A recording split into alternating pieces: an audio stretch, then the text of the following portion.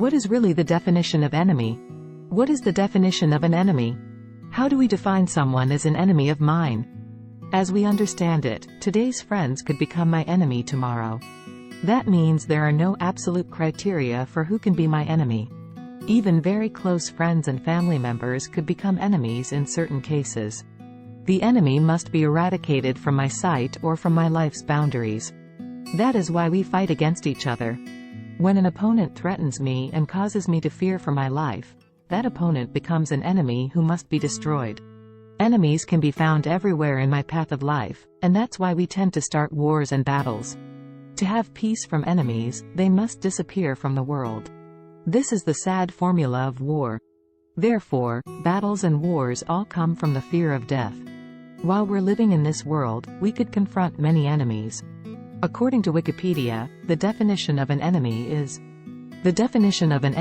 according to Wikipedia, is an individual or a group that is considered as forcefully adverse or threatening. The concept of an enemy is basic for both individuals and communities, as it designates a particular entity as a threat, thereby invoking an intense emotional response. The state of having an enemy is known as enmity, foehood, or foeship.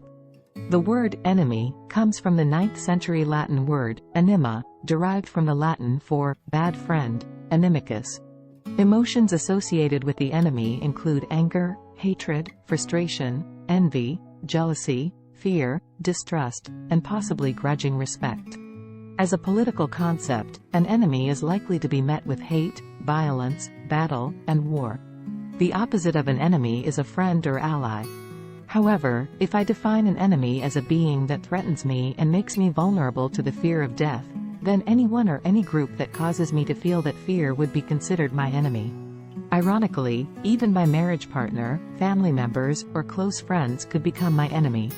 It seems that the more we fear death, the more enemies we may have. However, in the other way around, the less we feel the fear of death, the fewer enemies we are likely to have. Fundamentally, if we do not fear death and death does not exist, we do not have to have any enemies. However, if a society or individual experiences trauma related to the fear of death, they may become entrenched in an enemy-oriented mentality. Trust becomes impossible, even among family members. It is a sad reality that we face in the world.